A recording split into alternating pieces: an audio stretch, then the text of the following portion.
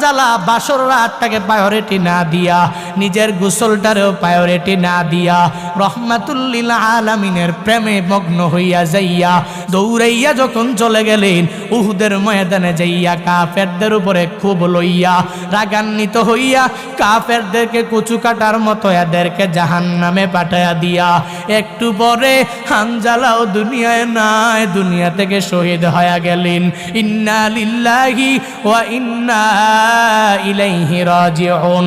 হানজালা দুনিয়ায় নাই, উহুদের ময়দানের যুদ্ধ যখন শেষ হয়ে গেল রহমাতুল লিল আলামিন তার সব সাহাবায়ে কেরামকে বলতে লাগলেন, হে আমার সাহাবায়ে কেরাম, উহুদের ময়দানে তোমরা যাও, আর আমার যেই সাহাবীরা আমি নবীর প্রেম অন্তরে লইয়া এই উহুদের ময়দানে শহীদ হয়েছে, যাও এই উহুদের ময়দানের শহীদগুলোকে ধরে ধরে ধরে ধরে সব লাশগুলোকে একসাথে করে নাও।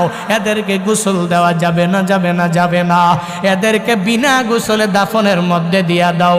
কারণ আল্লাহ পাকের ধর্ম ইসলামটাকে দুনিয়াতে কায়েম করার জন্য যারা এই দুনিয়াতে নিজের জীবনটারে বিলীন করে দিয়া দেয়, এরা শহীদ, এদের গোসল লাগে না। কেন কেন জানোনি?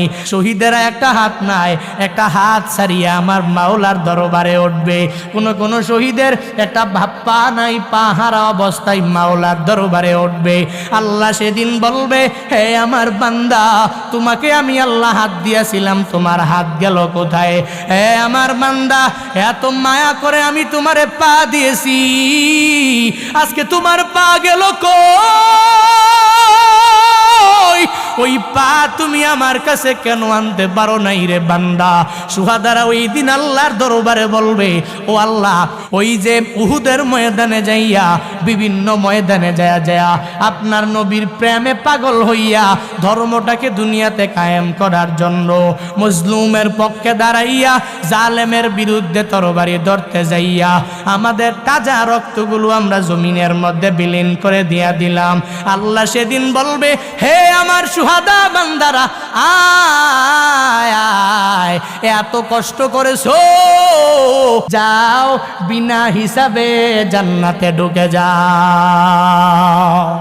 মদিনাওয়ালা নবী বলেন, হে সাহাবায়ে কেরামরা, যেই উহুদের ময়দানে আমার সাহাবারা দুনিয়া থেকে বিদায় হয়ে গেল, এদেরকে একসঙ্গে করে নাও আর বিনা গোসলে এদেরকে দাফন দিয়া দাও। রহমাতুল লিল আলামিন আদেশ দেওয়ার পরে সবগুলো সুহাদাদেরকে একসাথে করা হলো। একটু পরে একটা মহিলা পর্দা সহকারে আমার নবীর দরবারে হাজির হয়ে যায়, আর আয়েশা বলে, নবী আমার সব সুহাদাদেরকে বিনা গোসলে দাফন দিবেন, কিন্তু না না, আমার স্বামীরে বিনা গোসলে দাফন দেওয়া যাবে না। এই কথা বলার পরে নবী বললেন, কেন তোমার স্বামীরে গোসল দেওয়া যাবে না?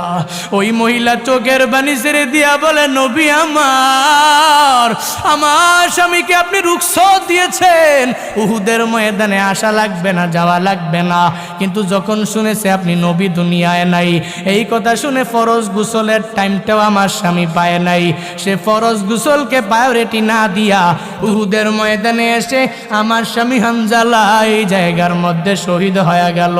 ও নবী আমার, এই হানজালার ফরজ গোসল দিয়া এর পরে আপনি দাফন করা লাগবে। নবী আমার বলে, হে আমার সাহাবায়ে কেরামরা, যাও যাও, সব সুহাদাদের মধ্যে হানজালার লাশটা কোথায় আছে বের করে দাও, একে এক্সট্রা ভাবে গোসল দাও, এরপরে গোসল দিয়া তাকে কবরস্থ দাফন করে দাও। এই কথা বলার পরে সব সাহাবায়ে কেরামরা চলে গেলেন উহুদের ময়দানে। সব সুহাদাদেরকে একজন একজন একজন করে দেখতে লাগলেন। একটা জায়গার মধ্যেও হানজালার লাশ পাওয়া যায় নাই। এর কারণ কি বান্দা জানোনি? একটু পরে ফেরেশতার মাধ্যমে মদিনাওয়ালা নবীর দরবারে ঘোষণা, ও নবী আমার, এই হানজালার লাশ উহুদের ময়দানে কোথাও পাওয়া যাবে না। উহুদের ময়দানে শুধু না, সারা বিশ্বের সব জায়গায় খুঁজে পাওয়া যাবে না, যাবে না, যাবে না। আমার নবী সাহাবাদের মাধ্যমে হানজালার গোসল দিবে, এটা আমি আল্লাহর সহ্য হবে না। আমি হানজালারে ফেরেশতাদের মাধ্যমে আসমানে নিয়েছি, আসমানের দামি দামি হাউজে কাউসারের পানির মাধ্যমে ফেরেশতাদেরকে দিয়া হানজালার গোসল আসমানেই কমপ্লিট করা হয়েছে। সুবহানাল্লাহ। আরো জোরে সুবহানাল্লাহ।